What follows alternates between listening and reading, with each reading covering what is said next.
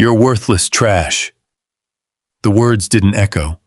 They landed, hard, heavy, right in the middle of a packed Fairfax courtroom. Every head turned. Alicia Brooks didn't. She sat there, hands folded neatly on the table, back straight, eyes steady. No reaction, no anger, not even a blink. Like she'd heard those words before, just never this loud. Around her, the room froze. A lawyer halfway through a note stopped writing. A woman in the gallery opened her mouth, then closed it again. No one spoke. No one stepped in. Silence did what silence always does. It protected the wrong person. Daniel stood there breathing hard, waiting for her to break. She didn't. On the edge of Alicia's folder, a small photo peeked out. Just a corner. A younger version of her, standing beside a woman in a dark suit. Both of them smiling. It looked ordinary, easy to miss, but it wasn't. Because in a few minutes, that same room, the same people who said nothing, were going to watch everything shift. And the man who just called her nothing was about to learn exactly who he had been talking to. The courtroom in Fairfax County was never truly quiet. Even in its stillest moments, there was always something. A faint shuffle of papers, the low hum of fluorescent lights, the soft tapping of a pen against polished wood. But on that morning, something different settled into the air. Not silence, something heavier, the kind that presses down on your chest. Alicia Brooks sat at the petitioner's table, hands folded neatly in front of her, fingers interlocked so gently they looked almost weightless. Her posture was straight, not stiff, but deliberate. The kind of stillness that comes from practice, from years of learning how not to react. Across the aisle, Daniel Brooks shifted in his seat, his foot tapping faster than he probably realized. His lawyer leaned in close, whispering something urgent, something meant to steady him.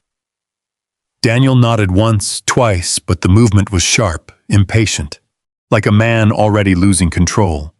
The judge had just finished reviewing a set of documents. The rustle of pages echoed louder than it should have. A clerk adjusted her glasses. Someone in the back row cleared their throat, then quickly regretted it. And then it happened. Daniel stood up. Not slowly, not respectfully. He pushed his chair back with a scrape that cut through the room like a blade. Heads turned before anyone even understood why.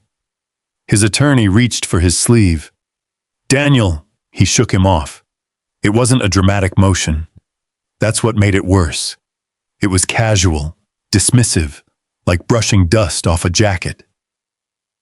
Daniel stepped forward. Just one step, but enough to shift the center of the room. His eyes locked onto Alicia. "You're worthless trash." The words didn't echo. They landed, heavy, final. No one moved. The court reporter's hands froze above the keyboard, fingers hovering mid-air. The bailiff, who had been standing near the door with practiced indifference, straightened just slightly, his eyes narrowing. Even the judge, who had seen more outbursts than anyone in that room, paused before reacting. Alicia didn't. She didn't flinch. Not her shoulders, not her hands, not even her breath. If anything, she seemed steadier.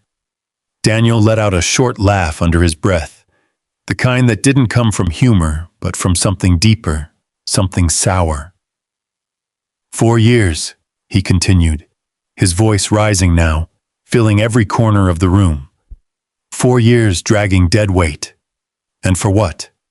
His lawyer tried again, quieter this time. "Sit down, please." But Daniel was past listening. "You think that little degree changes anything?" he said, gesturing loosely toward Alicia, as if her entire life could be summed up with a flick of his hand. "You think putting on a title makes you something you're not?" A woman in the gallery shifted in her seat. Another leaned slightly toward her companion, but neither spoke. No one did, because everyone understood something all at once. This wasn't just anger. This was something that had been building for a long time. And now, it had a stage. Alicia's gaze remained forward, not fixed on Daniel, not avoiding him either. Just forward, as if she were listening to something beyond him, something quieter. Her attorney, a composed woman named Karen Whitfield, slowly placed her pen down on the table. She didn't interrupt, didn't object. She simply watched, her expression tightening just enough to register what was happening.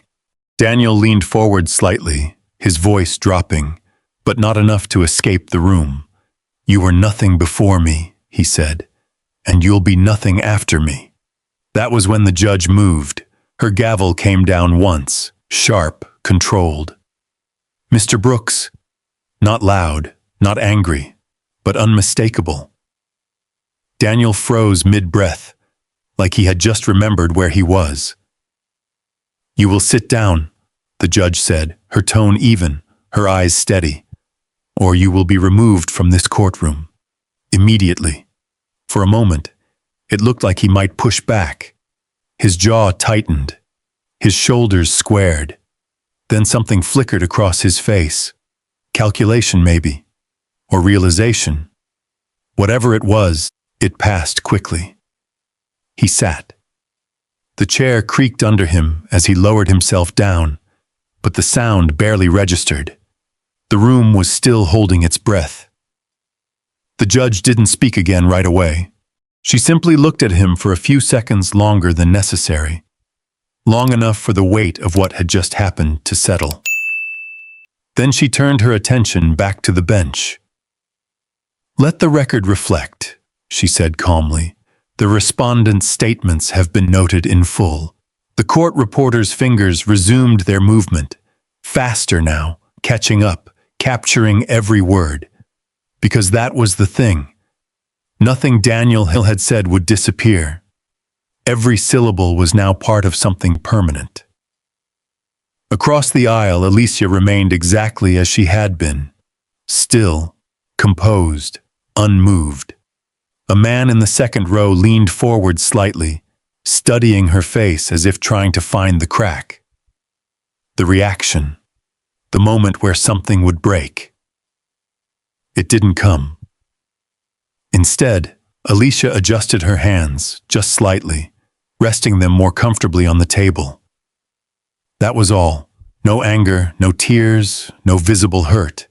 And somehow, that made the room feel even more unsettled. Because people understood something they couldn't quite name. She wasn't reacting. Not because she had nothing to say, but because she didn't need to. Daniel glanced at her, expecting something. A look, a word, anything. He got nothing. And for the first time since he had stood up, uncertainty crept into his expression. It was subtle, barely there, but it was enough. In the back of the courtroom, someone shifted again. A quiet whisper almost formed, then died before it could be heard. The judge continued with the proceedings, her voice steady, professional, as if nothing unusual had occurred. But the room hadn't moved on. Not really, because something had changed. Not in the paperwork, not in the legal arguments, in the air, in the way people looked at Daniel now, and in the way they looked at Alicia. There was a question forming, silent but persistent. Why didn't she react? Why did she sit there like she already knew how this would end? Daniel leaned back in his chair, folding his arms, trying to reclaim the space he had just fractured. But something about his posture felt different now, less certain, because somewhere beneath the surface of that silence, something was waiting. And whatever it was, it hadn't even started yet.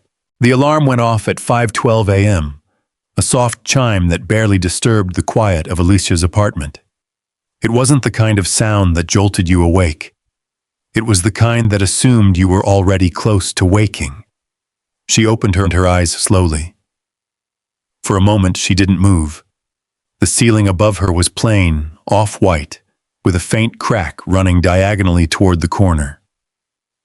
She had noticed it the first week she moved in. Never fixed it, never complained. It reminded her where she was, and where she wasn't anymore. Outside, a city bus groaned to a stop at the corner. The hiss of its doors opening echoed faintly through the thin glass windows. Somewhere below, a man coughed. A dog barked once, then settled. Alicia sat up. The apartment was small. Not cramped, but contained. Everything had a place because it had to. A narrow hallway led from the bedroom to a compact kitchen, where a coffee maker blinked quietly, its timer already counting down. She swung her legs over the side of the bed and paused, hands resting on her knees, breathing in, breathing out. It was a habit now, a reset before the day began. She stood, walked to the bathroom, and flicked on the light. The mirror greeted her the same way it always did, honest, unfiltered. Her hair was pulled back loosely, a few strands falling forward. Her eyes held the kind of tired that didn't come from lack of sleep. She brushed her teeth in silence. No music, no television. Just the sound of bristles against enamel and water running in short bursts. When she finished, she tied her hair into a low bun, neat and practical. The kind that stayed in place through long hours and longer nights. In the kitchen, the coffee was ready. She poured it into a plain ceramic mug. No logo, no design. Steam curled upward in thin ribbons. She held the cup in both hands for a moment, letting the warmth settle into her fingers before taking a sip. Strong, bitter, exactly how she liked it. On the counter beside the coffee maker sat a stack of folders, medical files, neatly organized, corners aligned. She reached for the top one, flipped it open briefly, scanning notes she had already memorized. A child's chart, congenital heart defect, surgery scheduled next week. She closed the folder and set it back down. Work would come soon enough. For now, there was quiet. Her gaze drifted across the room, landing on a small wooden shelf mounted near the doorway. It held only a few items, nothing excessive, nothing decorative for the sake of decoration. A couple of books, a folded program from a graduation ceremony, and a photograph. The frame was simple, dark wood, slightly worn at the edges, but it was turned face down. Alicia stared at it for a long moment. Then, almost unconsciously, she stepped closer. Her fingers touched the edge of the frame, not lifting it, just resting there. As if the act of turning it over required more than just movement. Required readiness. She didn't flip it. Not today. Instead, she slid her hand away and reached for her bag hanging by the door. Practical, durable, the kind that carried more than it showed. She checked inside, keys, wallet, ID badge, everything in place. Before leaving, she took one last sip of her coffee, then set the mug in the sink. She would wash it later, or maybe tonight. It didn't matter. The hallway outside her apartment smelled faintly of cleaning solution and something fried from the night before. A neighbor's door creaked open down the hall. A woman stepped out, balancing a grocery bag on her hip. "Morning, Alicia," she said with a tired smile. "Morning, Ms. Carter," Alicia replied, her voice warm but quiet. "You heading in already?" "Yeah. That hospital works you too hard." Alicia gave a small shrug. "Somebody's got to be there."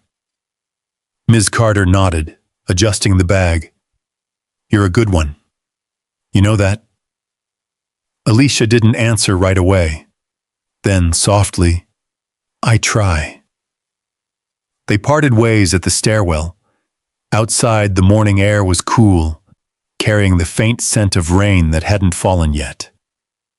The sky was still gray, not quite ready to commit to daylight.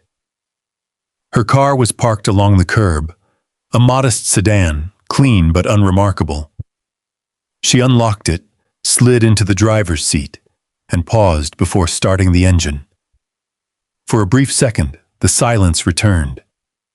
Not the heavy silence of the courtroom, a different kind, one she controlled. She reached into her bag and pulled out her ID badge, clipping it to her jacket.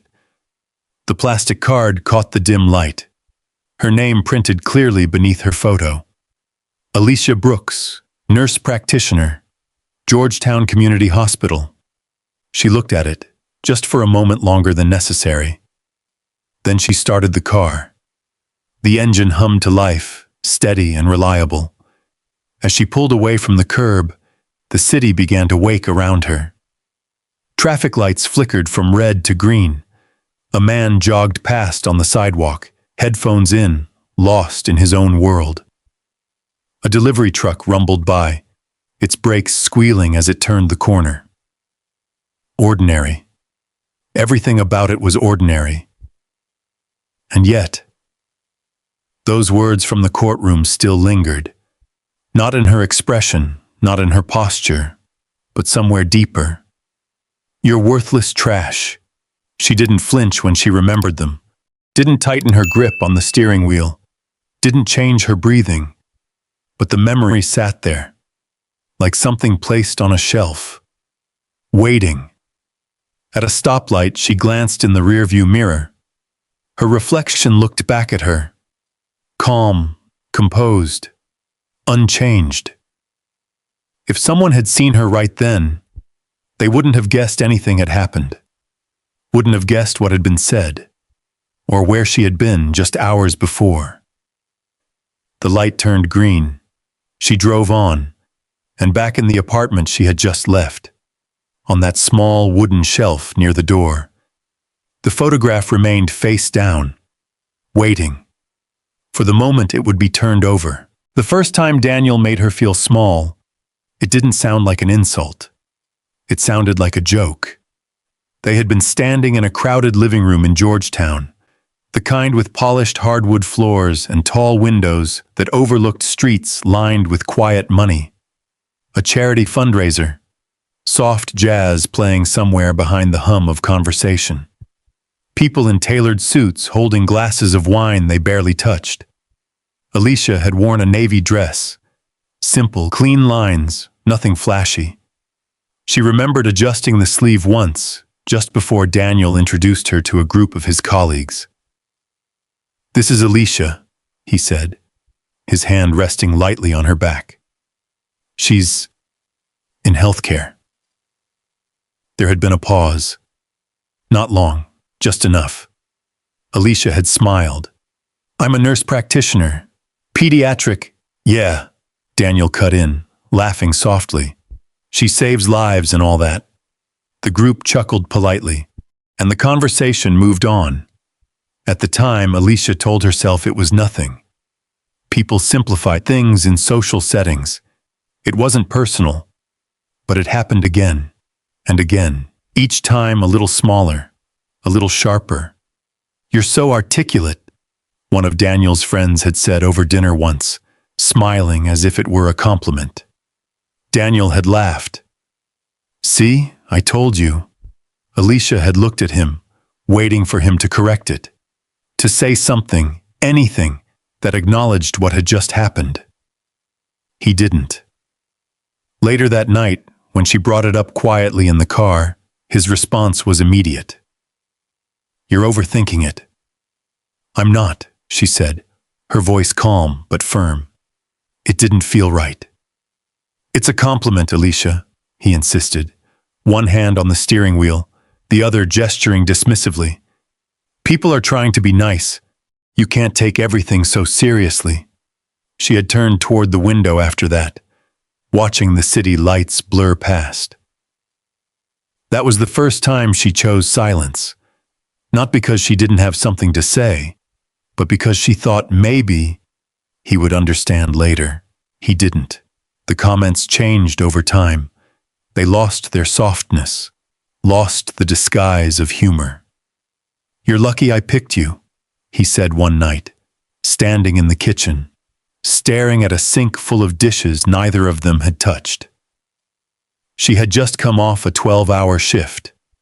Her scrubs still smelled faintly of antiseptic and something harder to name. Something human. "Lucky?" she repeated quietly. "Yeah," Daniel said, shrugging.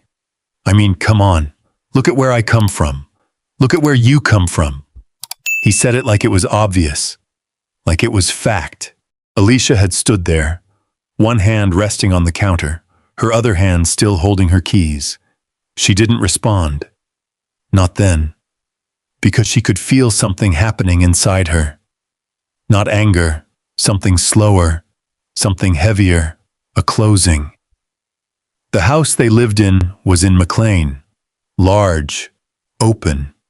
Every room carefully designed, like it had been staged for a magazine spread. Alicia had helped pay for it. More than helped. But somehow, it never felt like hers.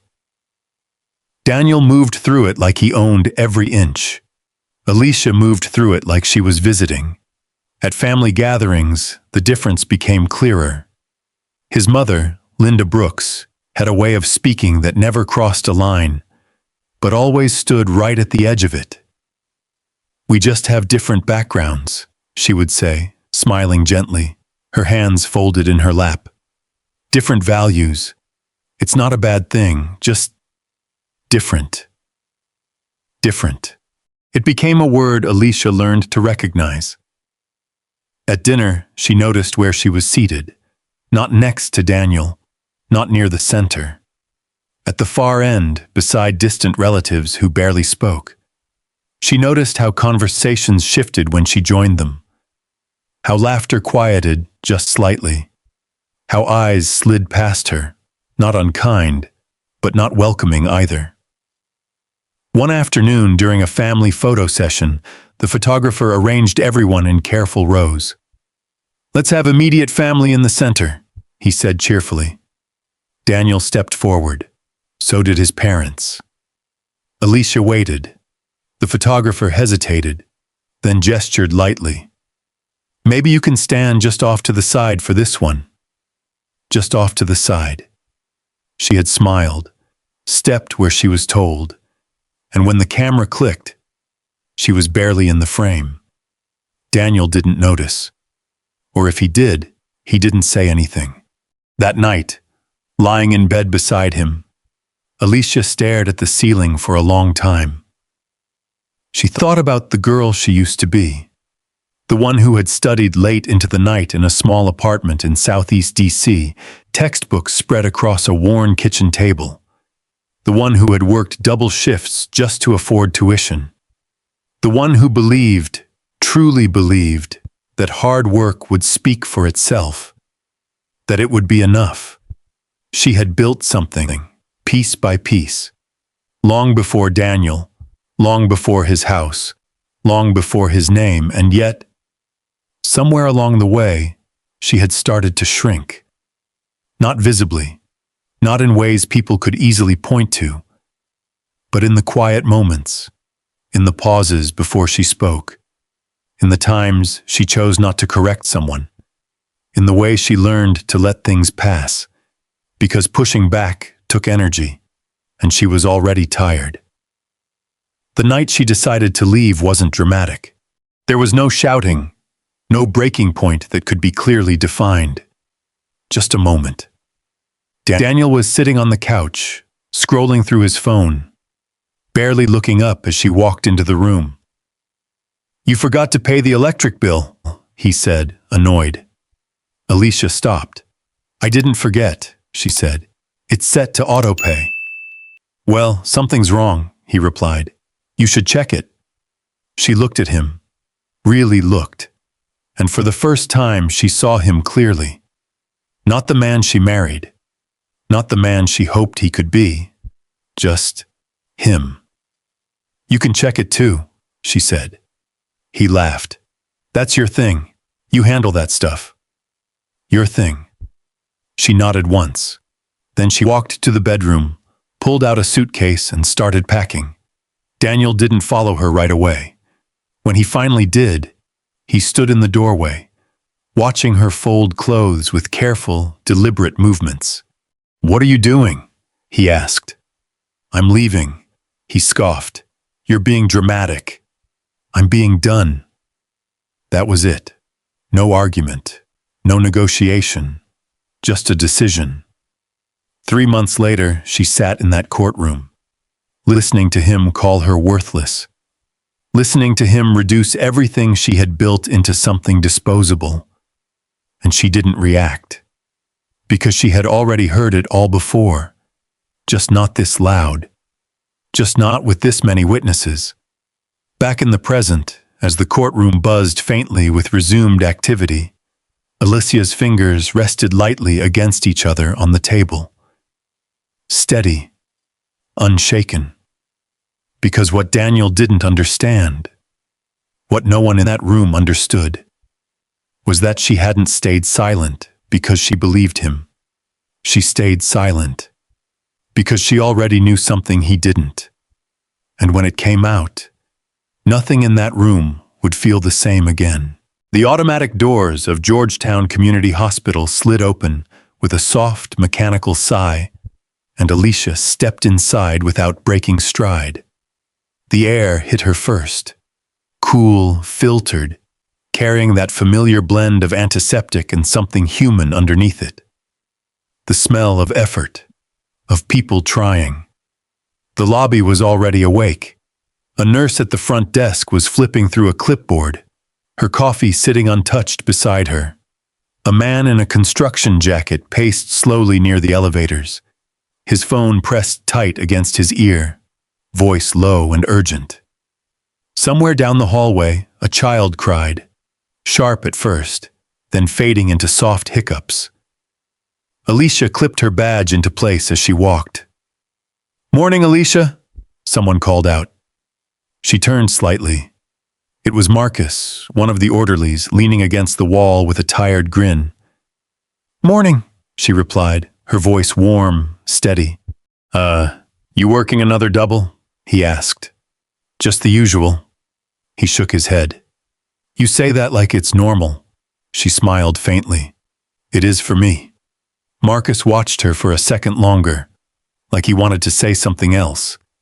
Then he just nodded and pushed off the wall, heading in the opposite direction. Alicia didn't slow down. Her steps were quiet but purposeful, moving through the corridors like she belonged there, because she did. Not because of a title, not because of a badge, because she showed up every day. Room 312 was at the end of the pediatric wing. She paused at the door, glancing through the small window before entering. Inside, a little boy lay in the hospital bed, propped up by pillows that looked too big for him. His skin was pale, his chest rising and falling in uneven rhythms. Beside him sat a woman, his mother, Alicia guessed. Her shoulders slumped, her eyes fixed on something far away. Alicia knocked gently, then stepped inside. "Good morning," she said softly. The woman blinked, pulled back into their present. "Oh, hi." Alicia walked over, setting her bag down on the counter. "How are we doing today?" The mother let out a small breath that sounded more like a sigh. "He didn't sleep much." Alicia nodded, already checking the monitor, her movements calm, practiced. "That's not unusual after a night like yesterday." The boy stirred slightly, his eyes fluttering open.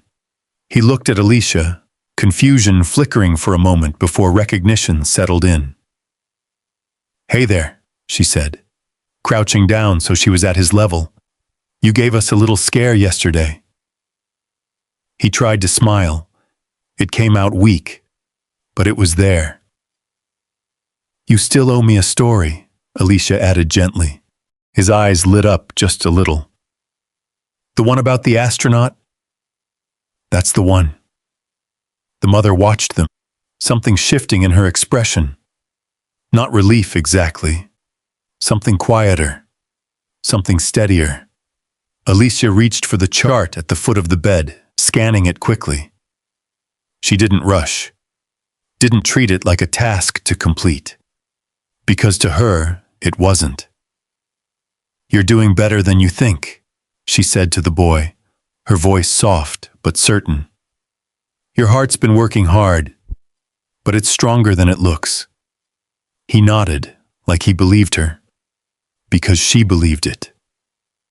After adjusting a few settings and making notes on the chart, Alicia stepped back. "I'll check in again before lunch," she said to the mother. "If anything changes, you call, okay?" The woman nodded quickly. "Thank you, really." Alicia just smiled. "That's what I'm here for." But it wasn't. Not entirely. Because no one had asked her to stay late the night before. No one had told her to come in early that morning. And no one knew that the paperwork for that child's case, the insurance forms, the approvals that somehow always took too long, had been quietly pushed forward by Alicia herself. Calls made, forms reviewed, time given, off the clock. No one knew. Because she didn't tell them. Outside the room, Alicia leaned briefly against the wall, closing her eyes for just a second. Not from exhaustion, from grounding.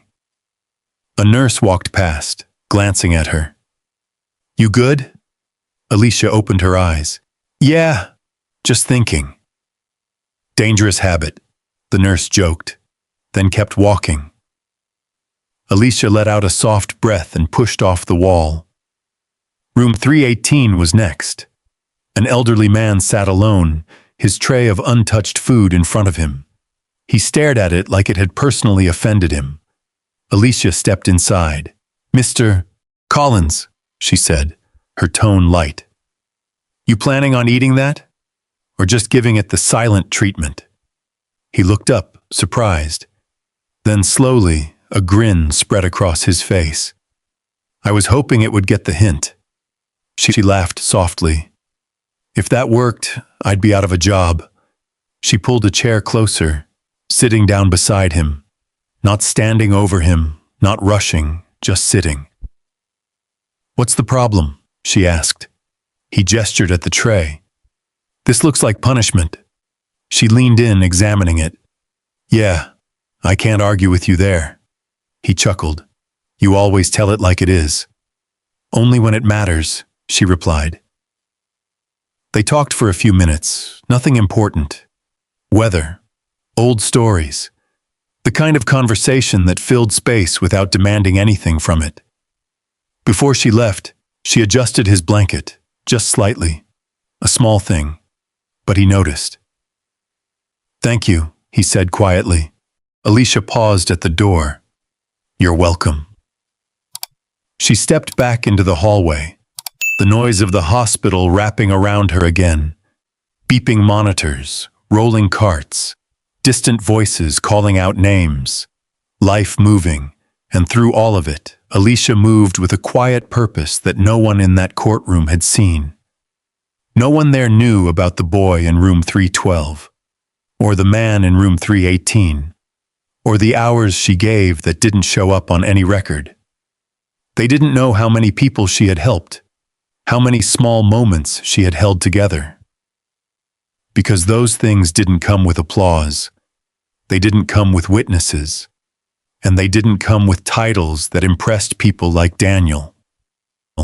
To him, she was just someone he could speak over, someone he could reduce with a sentence. "You're worthless trash." The words echoed again, faint now, like something carried from another place. Alicia didn't flinch, didn't react. She just kept walking, because the truth of who she was never going to be found in a courtroom. But it was there, in every quiet act, in every person she chose to care for. In every moment, she showed up when no one else did. And sooner or later, that truth was going to walk into that courtroom too. The question was, Who would recognize it when it did? By the time the courtroom session resumed, the air had changed, but not in Alicia's favor. People had shifted in their seats, not physically, not in any obvious way, but in their posture, in the way their eyes moved, in the subtle lean of their attention toward Daniel, toward his side of the room. Alicia felt it the moment she sat back down, not as a sting, more like a quiet tilt, a balance shifting just enough to be noticed. Karen Whitfield, her attorney, remained composed beside her, flipping through a folder with the kind of focus that didn't need to announce itself. She didn't look at Alicia. She didn't need to. Across the aisle, Daniel sat straighter now. The earlier outburst had not humbled him. If anything, it had energized him. There was something in his expression, a confidence that didn't come from truth, but from belief. The kind of belief that if you say something loud enough, long enough, people will start to accept it. His attorney stood. Gregory Lane, mid-50s, silver hair perfectly styled, suit tailored so precisely it looked like it had been measured in silence. He walked to the center of the room with the ease of someone who had done this 1,000 times and expected to win. "Your Honor," he began, his voice smooth, measured. "My client has endured 4 years of what can only be described as a profoundly unbalanced marriage." He paused, not because he needed to, because he knew how to use silence. "In that time," he continued, "Mr. Brooks made significant personal sacrifices. He adjusted his career trajectory. He managed the home. He created the stability that allowed Dr. He glanced briefly at his notes. Ms. Brooks to pursue her demanding medical career without distraction. Alicia didn't move, didn't correct him, didn't react to the shift from doctor to Ms. Karen's pen paused for a fraction of a second, then continued writing. Lane paced slowly as he spoke, never raising his voice, never losing control. He paid the bills. He handled the day-to-day responsibilities that often go unseen but are essential to any successful partnership. In the gallery, a man nodded slightly. A woman crossed her arms, considering. The words were working, not because they were true, but because they were structured to feel true. Lane turned slightly toward the judge, lowering his tone just enough to draw the room in closer. And now, after benefiting from that support, after building a successful career with that foundation, Ms. Brooks seeks to walk away with everything, leaving my client with nothing. He let the sentence sit. Alicia could feel the weight of it settling around her. Not on her, around her, like a story being built in the space she occupied. She remained still, because she knew something Lane didn't. Something Daniel didn't. Something no one in that room understood yet. But for now, they believed what they were hearing. Daniel leaned back slightly, folding his hands in his lap, the picture of someone wronged. His earlier anger had disappeared, replaced by something softer, something practiced. He looked down at the table, shook his head faintly, as if burdened by it all. Alicia watched him. Not with anger, with recognition. She had seen this version of him before, at dinners, at gatherings, in conversations where he needed to be the reasonable one, the one who suffered quietly, the one who tried. Karen stood. She didn't rush, didn't counter immediately. She simply rose, adjusted her jacket, and stepped forward with a calm that didn't ask for attention. "Your Honor," she said, "we will address each of those claims in turn." Her voice wasn't loud, but it was clear. And for the first time since Lane had begun speaking, the room shifted again, just slightly, not away from Daniel, but not entirely toward him either. Karen placed a folder on the bench. Before we do that, she continued, I'd like to clarify a few points regarding financial contributions. Lane didn't interrupt. Daniel's expression flickered just for a second. Alicia noticed, because she was watching for it. Karen turned a page, her movements precise. Mr. Brooks claims to have handled the bills, she said. We have documentation here that shows the primary source of those funds. She didn't elaborate yet, didn't push, just placed the idea in the room. A seed. Lane smiled faintly. We welcome the opportunity to review that documentation, he said smoothly. Of course he did. Because he didn't think it mattered. Because he believed the narrative had already taken hold. Alicia sat there, her hands still resting gently against each other. She could feel the eyes on her now.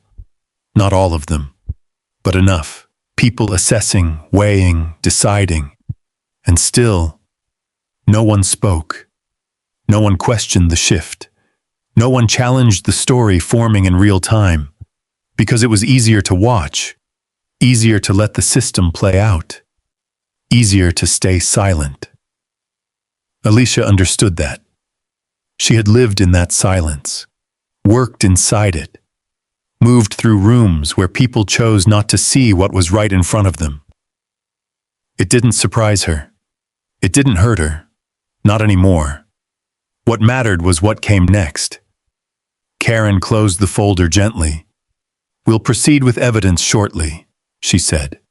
The judge nodded. Very well. Across the aisle, Daniel's confidence held, but just beneath it, something had shifted, a tension he couldn't quite place, a sense that the ground under him wasn't as solid as it felt. He glanced at Alicia again, still waiting, still expecting something, a reaction, a crack, anything. She gave him nothing, and that was beginning to unsettle him more than any argument ever could, because the more she didn't react, the more it felt like she was waiting, and the more it felt like she was waiting, the more dangerous the silence became. The courtroom settled again, but it wasn't the same stillness as before. This one had edges, because something had been set in motion, and even if no one in that room could see it yet, the story Daniel was telling was about to meet the truth. Karen didn't rush. That was the first thing people noticed. In a room where voices rose and fell, where arguments were shaped like weapons, her calm felt almost out of place. She moved with intention, not urgency, like someone who knew exactly where the path led and had no reason to hurry. Your Honor, she said, her voice steady, I'd like to enter Exhibit A into the record. A court clerk stepped forward, collecting the documents and passing copies to the judge and opposing counsel. Paper slid against wood. The faint shuffle carried farther than it should have. Karen waited until the judge looked up. These are complete bank statements from the joint account held by Mr. and Ms. Brooks over the past 3 years. Daniel shifted in his seat. Not dramatically, just enough. Karen turned slightly, her gaze landing on him. Not aggressively, not confrontationally, just present. Mr. Brooks, she said, you testified that you handled the household finances, that you paid the bills, is that correct? Daniel nodded. Yes. His voice was controlled again, measured. He had found his footing. Karen inclined her head slightly. Then perhaps you can help clarify something. She picked up one of the documents, holding it lightly between her fingers. On the first of every month, she continued, there is a deposit. Consistent. Same amount. Same source. She placed the paper on the table in front of him. Can you tell the court where that money came from? Daniel glanced down. His eyes moved quickly across the page, then slower. It was A shared account, he said. We both contributed. Karen didn't respond right away. She let the silence stretch. Not long. Just long enough for the answer to settle. Then she spoke again. The deposit, she said, tapping the paper lightly, came from Ms. Brooks' employer, Georgetown Community Hospital. Another pause. Her salary. A quiet ripple moved through the room. Not a sound. A shift. Daniel's jaw tightened. That doesn't change the fact that I managed it, he said quickly. I made sure everything was taken care of.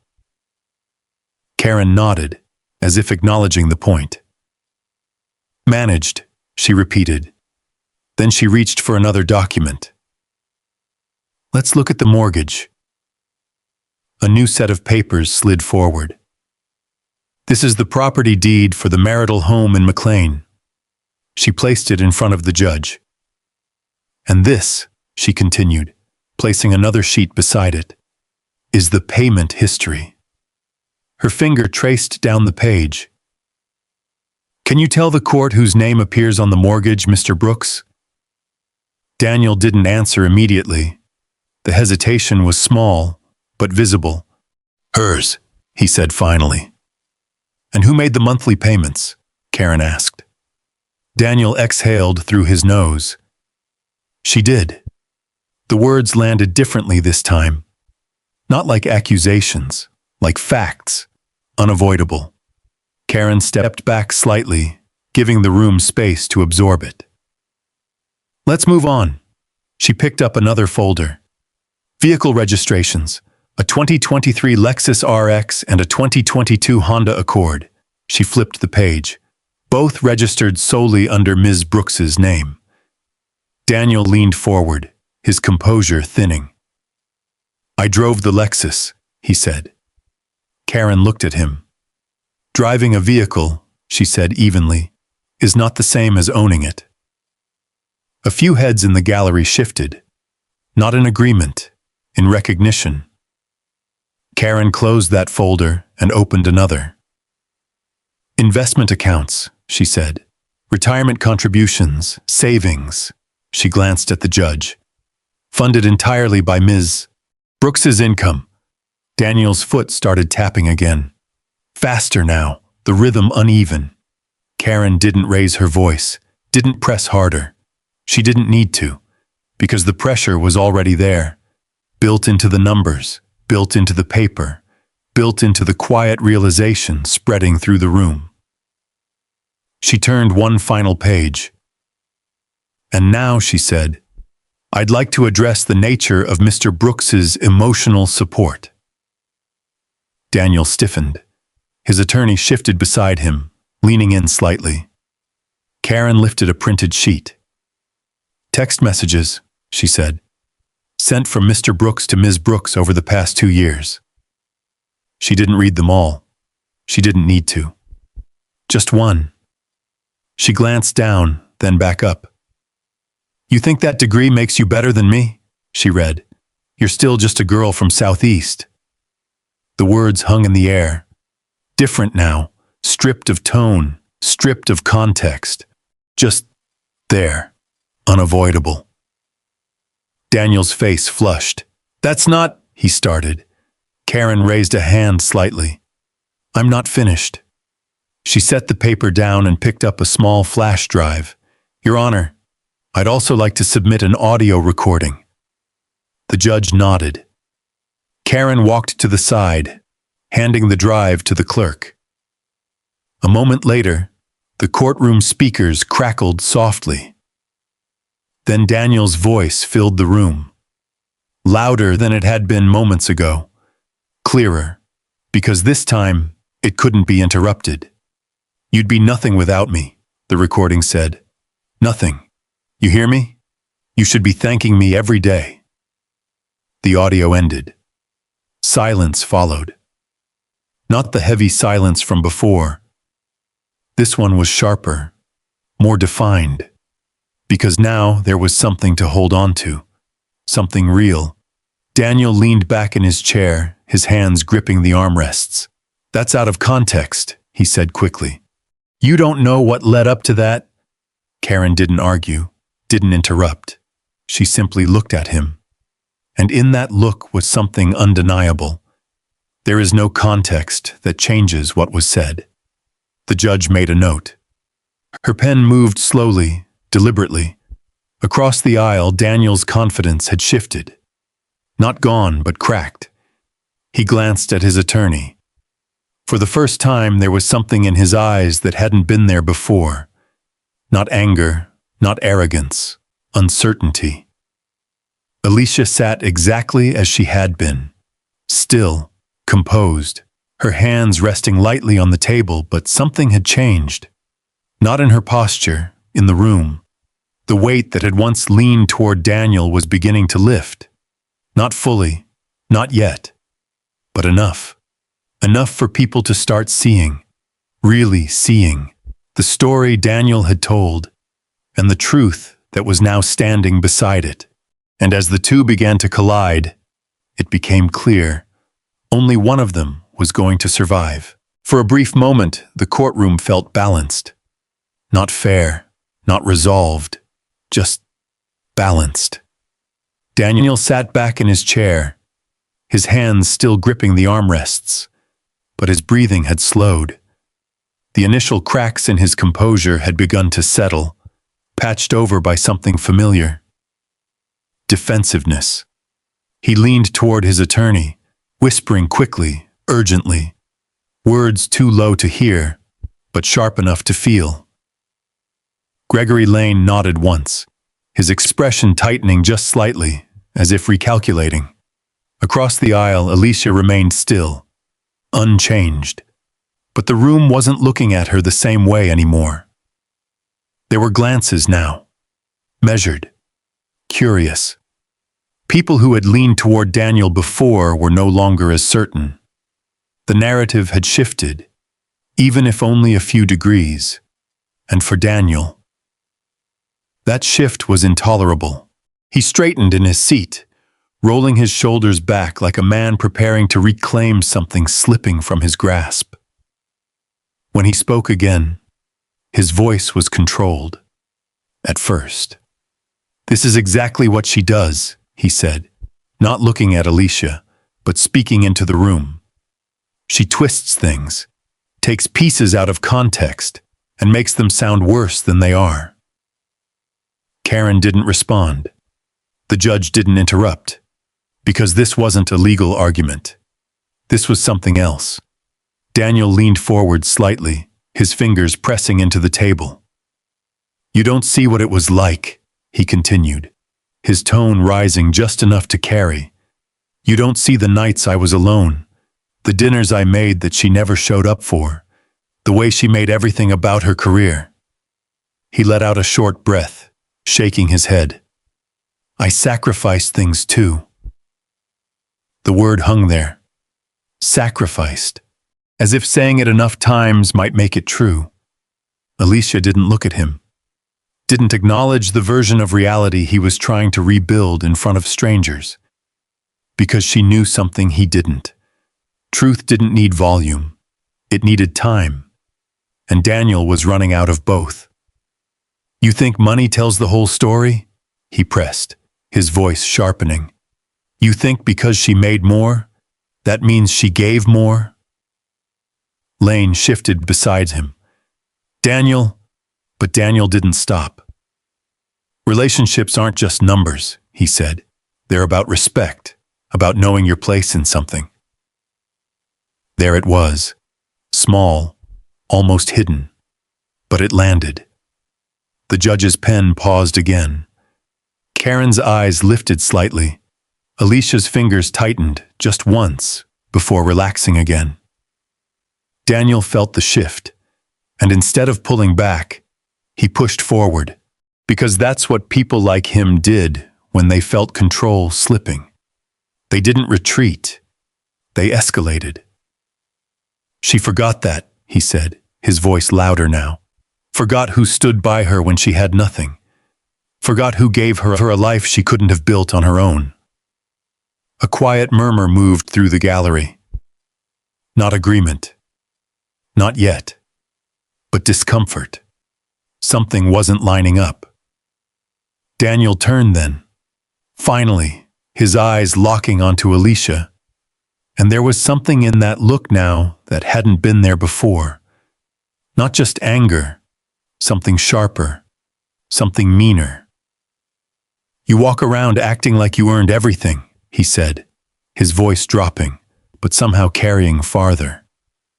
Like that degree makes you equal to people who actually belong in rooms like this. Karen stood slightly straighter. Your Honor. But the judge didn't speak yet, because the moment hadn't finished unfolding. Daniel's gaze didn't leave Alicia, and Alicia didn't look back, which only made it worse because he needed her to react, needed her to break, needed something to prove he still had power. You hear me? He pressed, his voice cracking at the edges now. You think putting on a title changes what you are? The room held its breath. Everyone felt it, the line, the one you don't cross, the one that turns everything before it into something smaller. Daniel crossed it anyway. People like you always think a degree makes you equal. The words landed harder than anything he'd said before. Not because they were louder, but because they were clearer. There was no misunderstanding them, no softening, no interpretation needed. A woman in the back row shifted sharply, her hand rising to her mouth. A man near the aisle looked down, shaking his head almost imperceptibly. The bailiff took one step forward. Not dramatic, just enough. Because now, this wasn't just a divorce case. This was something else entirely. The judge's gaze lifted slowly. Not rushed, not reactive, controlled. Mr. Brooks, she said. Her voice cut through the room like a blade. Daniel didn't stop immediately. Because he couldn't. Because once something like that is said, it doesn't stop, it spills. You all sit there acting like she's some kind of victim, he continued, his voice rising again. Like she's better than everyone, because she works in a hospital and writes checks. Mr. Brooks. The second time, the judge didn't raise her voice. She didn't need to. The authority in it was absolute.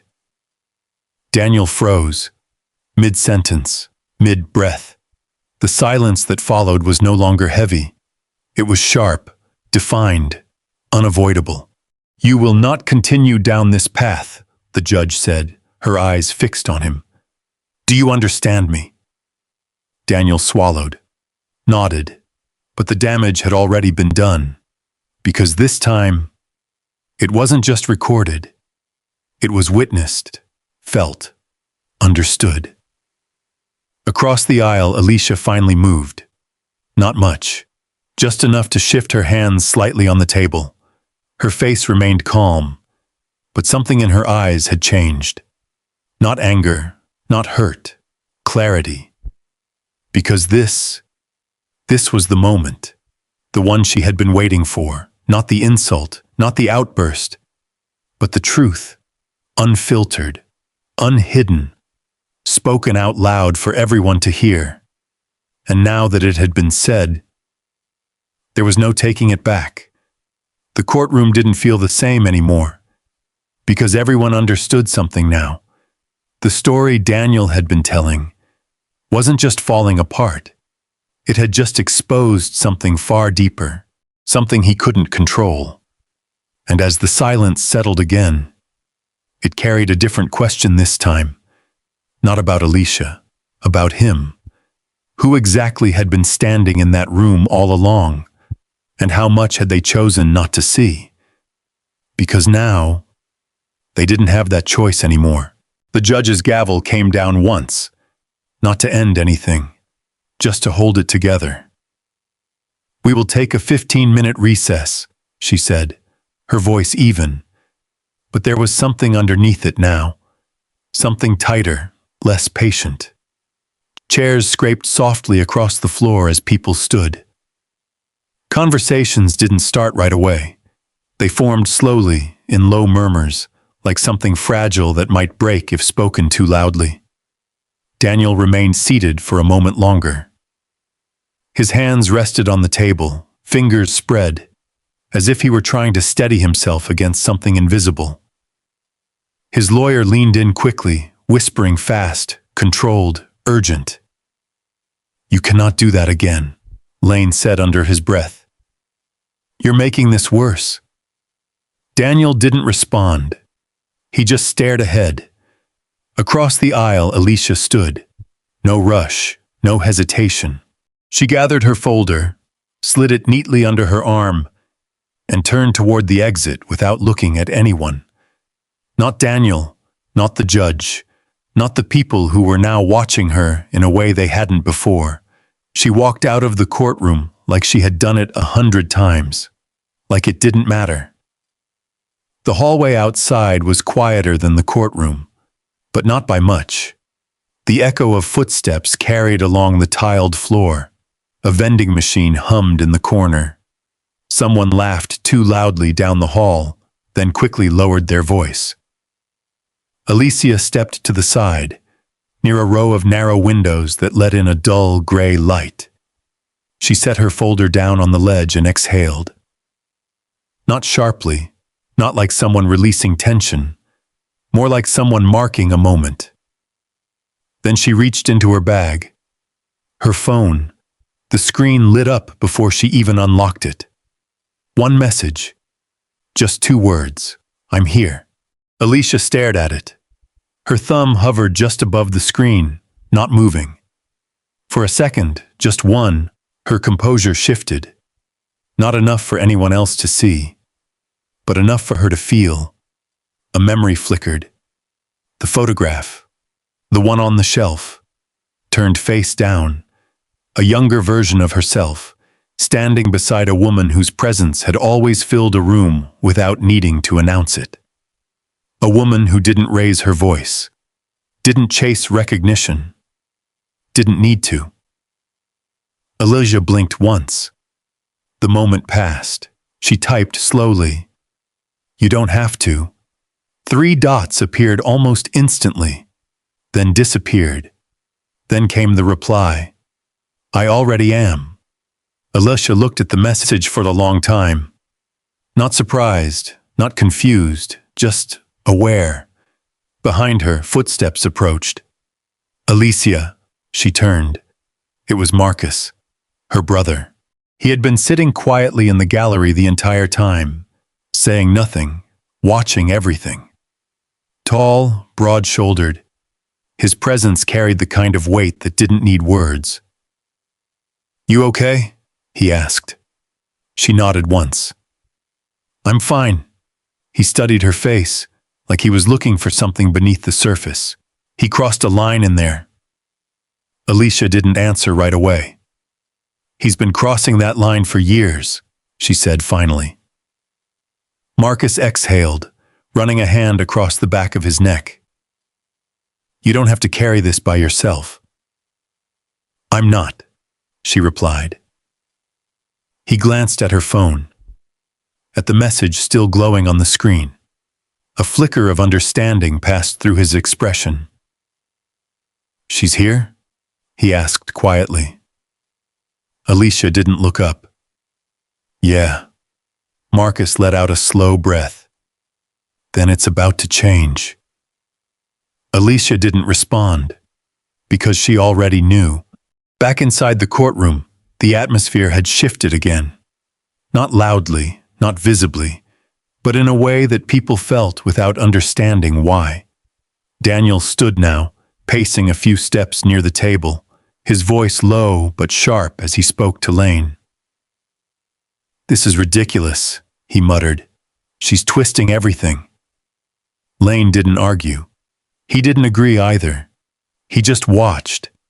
Because something about the room felt off. The judge hadn't returned yet. The bench sat empty. And for the first time since the hearing began, that emptiness carried weight. People in the gallery whispered in small clusters. A woman leaned toward her husband. Did you hear what he said? He nodded. Yeah, that's not going to help him.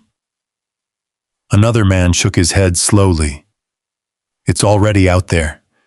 Doesn't matter what happens next. Daniel heard none of it. Or maybe he chose not to, because acknowledging it would mean acknowledging something else. That the room was no longer on his side. He stopped pacing, looked toward the door, waiting, not for anything specific, just waiting. Across the hall, Alicia stood by the window, the gray light outlining her silhouette. Her phone buzzed once more. A second message. 10 minutes. She read it, then slipped the phone back into her bag. Marcus watched her carefully. You ready for this? Alicia adjusted her jacket, smoothed the fabric once, a small, controlled movement. Then she looked up. Not at Marcus, not at the hallway, somewhere beyond both. I've been ready, she said. The courtroom doors opened again. People began to file back inside, their voices lowering instinctively as they crossed the threshold. The air inside felt different now, thicker, charged. Daniel took his seat. Lane adjusted his tie. The clerk returned to her position. Everything looked the same, but it wasn't, because something was about to enter that room. Something no one had planned for. Something no one could control. And when it did, it wouldn't raise its voice. It wouldn't argue. It wouldn't need to. Alicia stepped back into the courtroom, her movements calm, measured, her expression unchanged. She took her seat, folded her hands, waited. And for the first time since the hearing began, the silence didn't feel like pressure. It felt like anticipation. Because somewhere just beyond those doors, the truth wasn't just coming. It was about to walk in. The courtroom doors didn't burst open. They didn't swing wide with urgency or drama. They opened slowly, deliberately, just enough for a single figure to step through. At first, no one reacted, because nothing about the movement demanded attention. But then, something shifted. It started small. The bailiff straightened. Not noticeably, just a subtle adjustment of posture. Shoulders back, chin slightly raised. The kind of reflex that wasn't taught, but learned over years of recognizing presence. A man in the second row stopped whispering mid-sentence. A woman near the aisle turned her head, her brow tightening as if trying to place something she couldn't quite name. And then the room began to quiet. Not because anyone asked it to, because it felt like it should. The woman who entered didn't look around, didn't scan the room, didn't hesitate. She walked straight down the center aisle, each step measured, each movement controlled. She wore a charcoal suit. Clean lines, no excess. A silk scarf rested neatly at her collar, the only softness in an otherwise precise silhouette. Her hair, silver and pulled back, caught the overhead lights in faint glimmers. There was nothing flashy about her, nothing loud, but there was something unmistakable. Authority, the kind that didn't need to be announced, the kind that made space without asking for it. Alicia didn't turn immediately. She didn't have to. She felt it, the shift in the air, the weight settling into the room. Then, slowly, she lifted her gaze and saw her, the woman from the photograph, not turned face down, not distant, here, real, walking forward. Judge Evelyn Carter, her mother, but no one said her name. Not yet. The woman reached the front of the courtroom and paused briefly near the bench. The judge, still absent, had not returned. A clerk stepped forward, her voice low but respectful. "Ma'am?" Evelyn Carter inclined her head slightly. No words, just acknowledgement. The clerk stepped back. because whatever protocol existed in that moment, it had already adjusted itself. In the gallery, people shifted in their seats. They didn't know why, not fully, but they felt it. Daniel watched from across the aisle, his brow furrowed. "Who is that?" he muttered under his breath, leaning toward Lane. Lane didn't answer immediately, because he was staring, really staring, trying to confirm something his instincts had already recognized. Then his expression changed.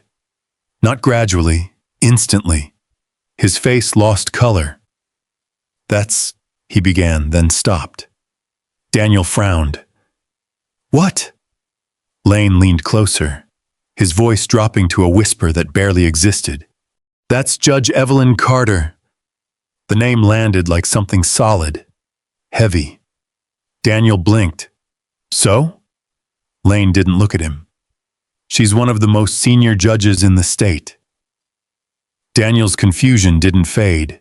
It deepened. "Okay. And?"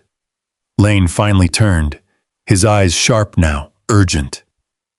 "She doesn't just walk into rooms like this unless something matters." Daniel glanced back toward the aisle, toward the woman now taking a seat in the front row. Calm, composed, unshaken. She didn't look at him, didn't acknowledge him. She simply sat, folded her hands in her lap, and waited. Alicia watched her. For just a moment, their eyes met. No smile, no wave, just a look. And in that look was everything. "I'm here." Alicia gave the smallest nod, barely visible. Then she looked forward again. Because that was enough, the courtroom continued to fill back in. People returned to their seats, but something about their movements had changed. Conversations were shorter, voices lower, as if the room itself had become aware of something it hadn't been before. The doors closed behind the last person. The sound echoed softly, final. Daniel shifted in his seat again. His earlier confidence had not returned. Not fully, because something about this moment felt different, unpredictable. He didn't understand it. And that made it worse. The clerk adjusted papers at the front. The bailiff returned to his position. And then, the side door opened. The judge re-entered. But she wasn't alone. A quiet exchange happened near the bench. Too low for most to hear, but enough for those paying attention to notice. The judge's posture shifted slightly, respectfully, acknowledging something. Then she took her seat. Her gavel rested lightly in her hand. She looked out over the room. Her gaze moved briefly, just briefly, toward the front row, toward Evelyn Carter, then back. No announcement, no explanation. But the acknowledgement had already been made. The room felt it. The hearing resumed. But it wasn't the same. Because now, there was a witness in the room who didn't just observe, who didn't just listen. Someone who understood every word being said, every implication, every line crossed. And Daniel had no idea what he had just walked into. He glanced once more toward the front row, toward the woman sitting quietly, her presence steady, unshaken. And for the first time since this had all begun, he felt something unfamiliar settle in his chest. Not anger, not frustration. Something colder, something quieter, unease, because the room had changed. Not in volume, not in motion, in weight, and he could feel it pressing down on him now. Slowly, relentlessly, without a single word being spoken, the truth had entered the room, and it didn't need to say anything at all. For a few seconds, no one spoke, not because the hearing had paused, but because something unspoken had taken over. Judge Patricia Moore adjusted the papers in front of her, her expression carefully neutral, but the way her pen rested, no longer moving, no longer tapping, said more than her face ever would. She had noticed. Everyone had. But no one addressed it, because they didn't know how. Daniel shifted in his seat again, his confidence now hanging by something thinner than before. His eyes flickered toward the front row, toward the woman who had walked in without a word, and changed the room simply by existing in it. He leaned closer to Lane again.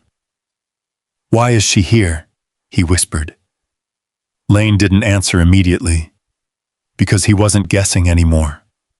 He knew, and knowing made it worse. He swallowed once, then spoke low, careful, like every word mattered now. "That's her." Daniel frowned. "Her who?" Lane turned, just slightly, just enough to meet his eyes. "That's Alicia's mother." The words didn't hit all at once. They landed in pieces. Daniel blinked. "What?" Lane didn't soften it. "Judge Evelyn Carter," he said. "D.C. Circuit.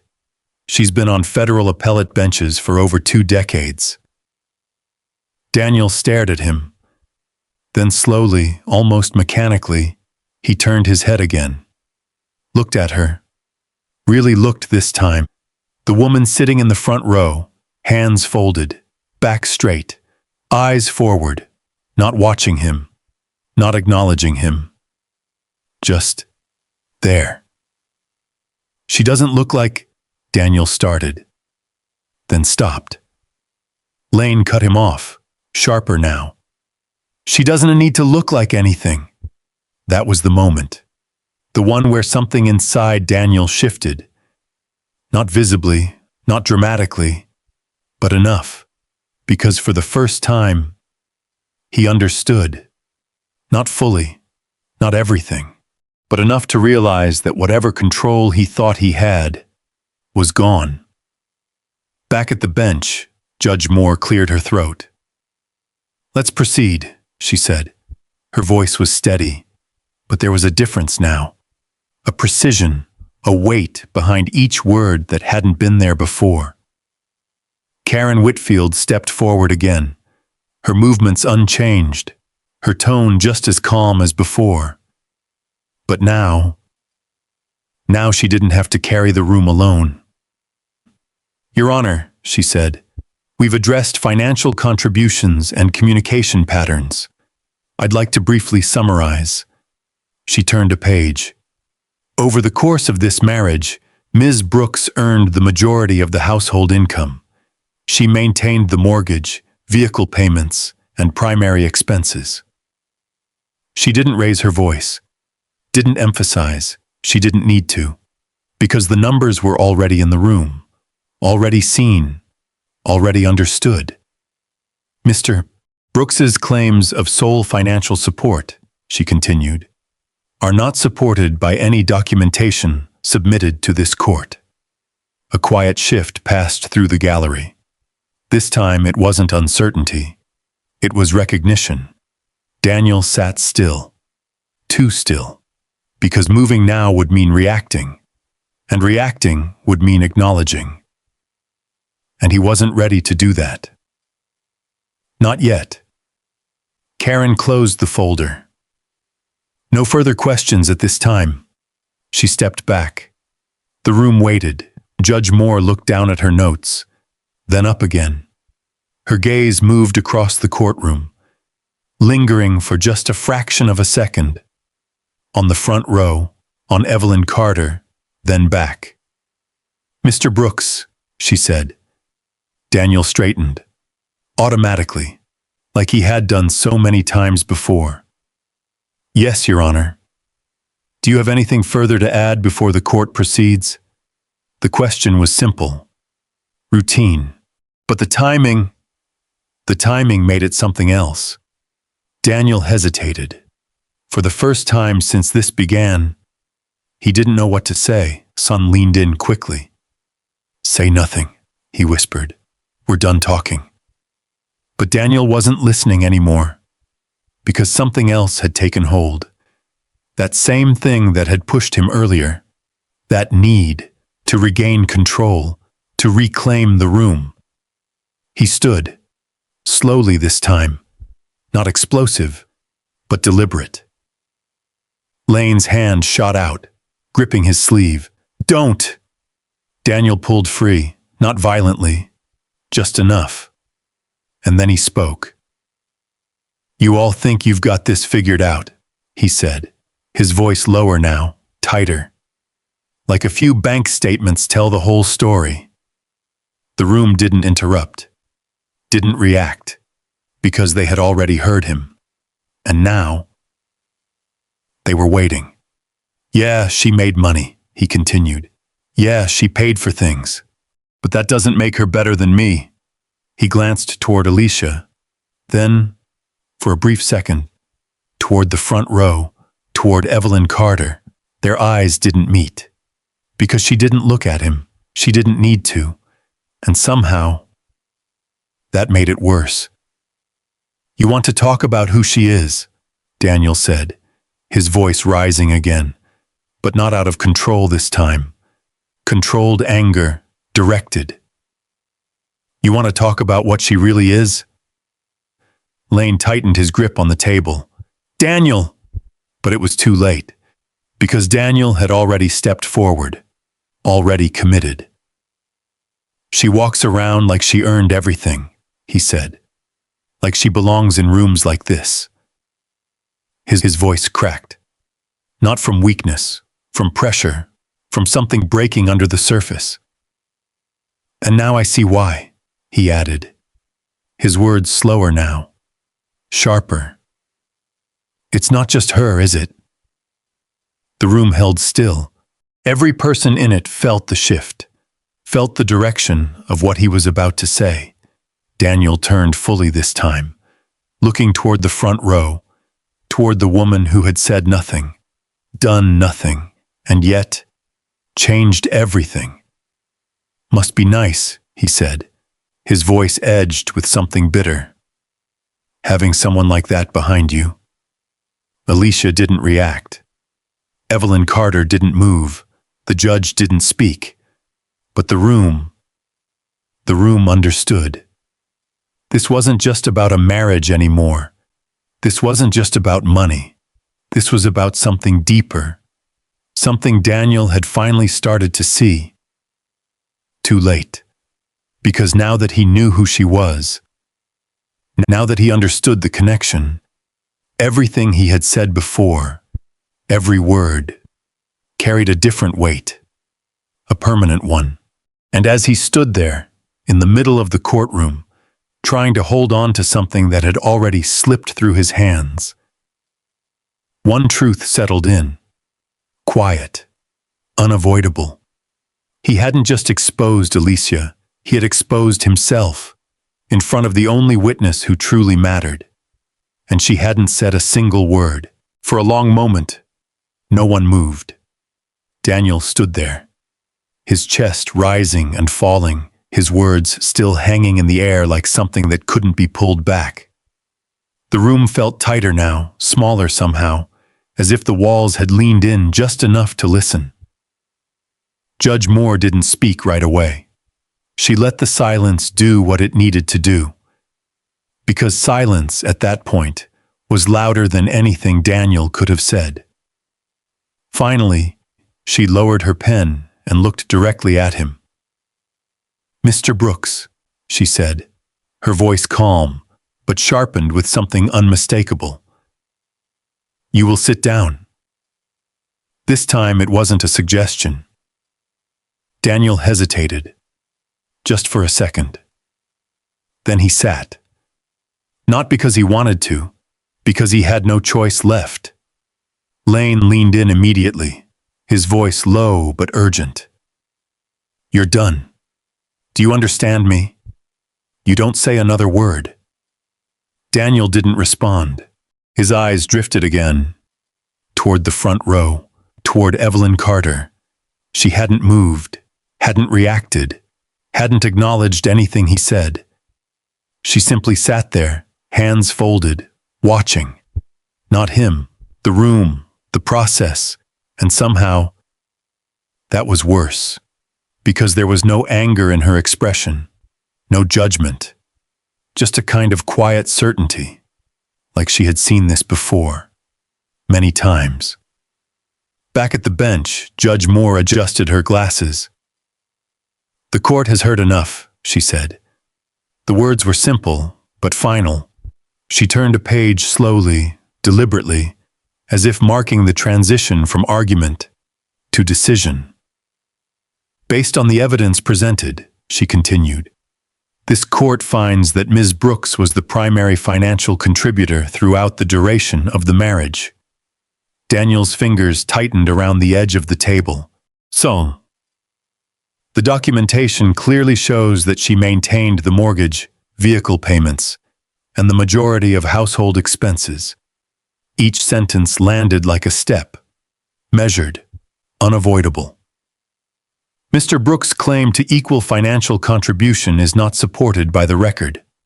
A quiet shift moved through the gallery. This time, it wasn't doubt. It was resolution.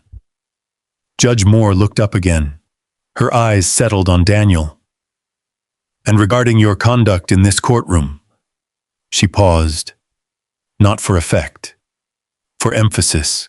"Your statements today were not only inappropriate, they demonstrated a pattern of language that this court finds deeply concerning." Daniel swallowed.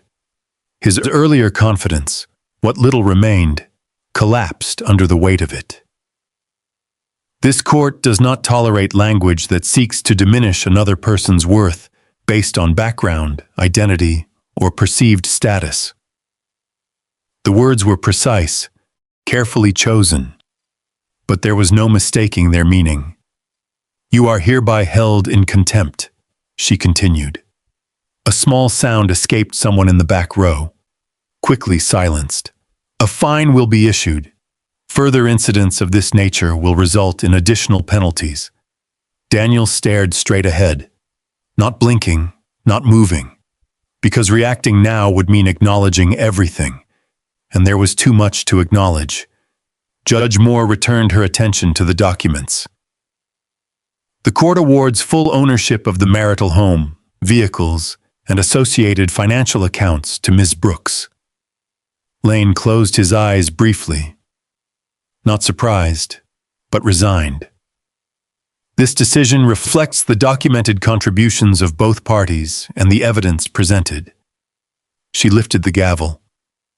"For the record," she added, her voice steady, "the court recognizes the professionalism and restraint demonstrated by Ms.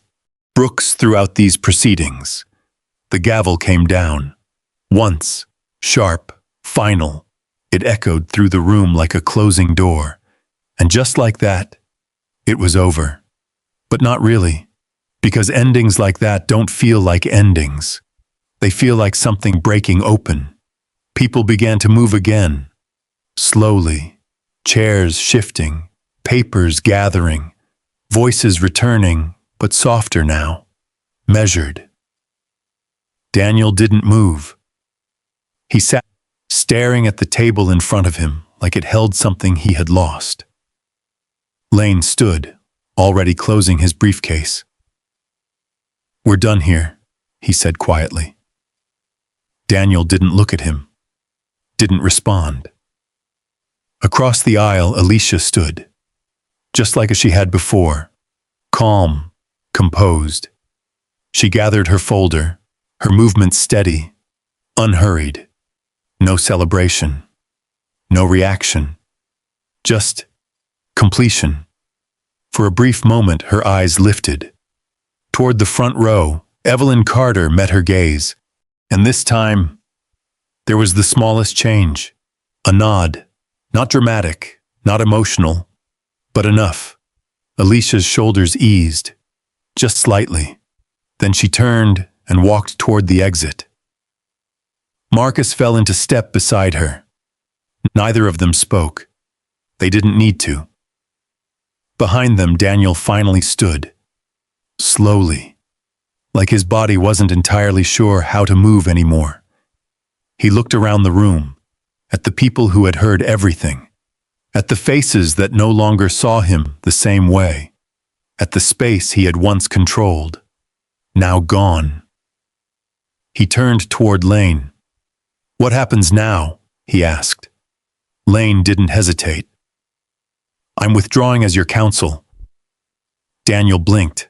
"What?" Lane's voice remained calm. "You made my position here untenable. I can't represent you after what was said in this courtroom." Daniel stared at him. "You're just walking away?" Lane picked up his briefcase. "I'm stepping back from a case that no longer has a viable defense." The distinction was clear, painfully clear. Lane walked out, without looking back. Daniel stood there, alone, for the first time, truly alone. The room emptied around him. Not dramatically, just gradually, until there was no one left to watch, no one left to listen, no one left to stand beside him. Outside, the courthouse doors opened, letting in the late afternoon light. Alicia stepped into it without hesitation. The air felt different, lighter, not because something had been won, but because something had been released. Marcus glanced at her. "You good?" he asked. Alicia nodded. "Yeah." Behind them, the doors closed, and inside, Daniel Brooks stood in a room that no longer belonged to him, because everything he had built his confidence on had collapsed in real time, and there was nothing left to hold on to, except the truth, the one he had tried so hard to ignore, and the one that had finally caught up to him, without raising its voice, without forcing its way in, just by being there, waiting, until he gave it everything it needed. The parking lot outside the courthouse was quieter than it should have been. Not empty. Cars lined the rows, engines idling, doors opening and closing, but quieter in a way that felt personal, like the noise of the world had stepped back just enough to let something settle. Alicia walked down the concrete steps without looking back. The sunlight hit her face, warm but not harsh, casting long shadows across the pavement. For a moment, she paused at the bottom of the stairs, her hand resting lightly on the railing. Not because she was unsure, because she was present. Marcus stopped beside her, glancing over his shoulder once, then back at her. "You want me to stay?" he asked. Alicia shook her head gently. "No, I'm okay." He studied her for a second longer, like he always did, like he needed to be certain. Then he nodded. "Call me if you need anything." "I will." He gave her shoulder a light squeeze, then headed toward his car. Alicia stood there for a moment longer. Then she turned. Not toward the courthouse, toward the street. Her car was parked under a tree at the far end of the lot, its leaves casting shifting patterns of light across the windshield. She walked toward it slowly, her steps unhurried. Behind her, the courthouse doors opened again. She didn't turn, but she heard the footsteps, faster, uneven. "Alicia," she stopped, closed her eyes briefly, then turned around. Daniel stood a few feet away, his tie loosened, his jacket hanging open. He looked different now, not just tired, smaller, not physically, in presence. His eyes moved quickly, searching her face for something, anything he could recognize. "Can we talk?" he asked. His voice wasn't sharp anymore. It wasn't loud. It was uncertain. Alicia didn't respond right away. She just looked at him. Really looked, for the first time in a long time. "I didn't mean it," he said quickly. "What I said in there, I was angry. You know how I get when I'm—" "No," Alicia said softly. He stopped. Because it wasn't the word. It was the tone. Calm. Final. "You meant it," she continued. "You've meant it for a long time." Daniel shook his head. "That's not fair."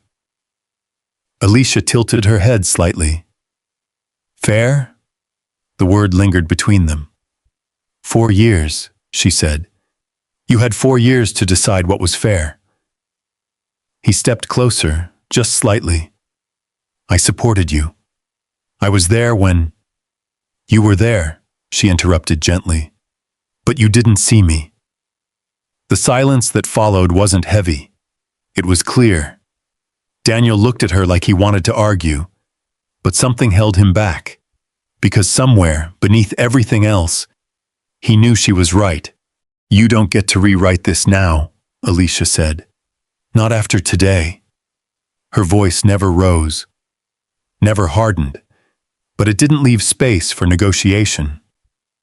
Daniel's shoulders dropped. Just a little. So that's it? He asked. Alicia nodded. That's it. She turned. This time she didn't stop. Daniel didn't follow. He stood there, watching her walk away, the distance between them growing with every step. And for the first time, he didn't try to close it. Because he couldn't. Alicia reached her car, unlocked it, and slid into the driver's seat. She didn't start the engine right away. Instead, she sat there, hands resting lightly on the steering wheel, breathing in, out. The world outside moved as it always did. Cars passing, voices in the distance, life continuing. Inside the car, it was quiet. The kind of quiet she understood. The kind she chose. After a moment, she reached into her bag. Her phone. One new message. Proud of you. She didn't need to check the name. Alicia smiled. Not wide, not dramatic, just enough. She typed back, "Thank you for being there." The reply came almost instantly. Always. Alicia set the phone down. Then she started the car. The engine hummed softly, steady beneath her hands. As she pulled out of the parking lot, she didn't look in the rearview mirror. She didn't need to, because nothing behind her held her anymore. The road ahead stretched out, lined with trees and quiet neighborhoods, the afternoon light softening everything it touched. She drove without rushing, without hesitation, and later that evening, back in her apartment, the light from the kitchen window fell across the small wooden shelf near the door. Alicia stepped inside, setting her bag down gently. The space felt the same, but it wasn't. She walked to the shelf, stopped, looked at the photograph, still face down. For a moment she just stood there.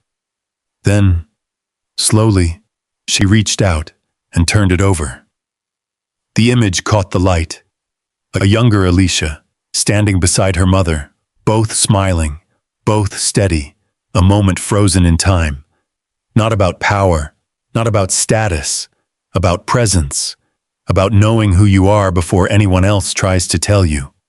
Alicia traced her finger lightly across the glass. Then she stepped back.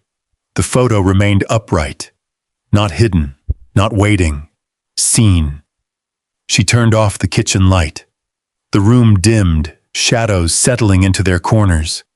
Outside, the city continued its quiet rhythm. Inside, Alicia stood in the stillness she had built for herself. Not empty, not alone, whole. Because her worth had never been decided in that courtroom. It had never been defined by Daniel, or his words, or anyone who chose not to see her. It had always been there, in every choice she made, in every life she touched. In every moment, she refused to become smaller, just to make someone else feel bigger. And now, there was nothing left to prove, only something to carry forward, quietly, steadily, like she always had. Because some truths don't need to be defended, they just need to be lived. And sometimes, that's the loudest answer of all. And sometimes, that's the loudest answer of all. When Alicia Brooks finally turned that photo face up and left it there, She wasn't proving anything to anyone else. She was simply choosing, for the first time in a long time, to let her truth be seen. Because real dignity doesn't come from what you say in a courtroom. It comes from how you live when no one is watching. And the cost of judging someone too quickly is that one day, you'll have to face who they really were all along. So next time you think about someone the way Daniel did, pause. Look again, because you never really know who you're standing in front of, or what they've quietly built without asking for credit. If this story hit you, comment 1 below. And tell me, have you ever stayed silent in a moment when someone deserved to be seen? There's another story coming next, and this one might hit even closer to home.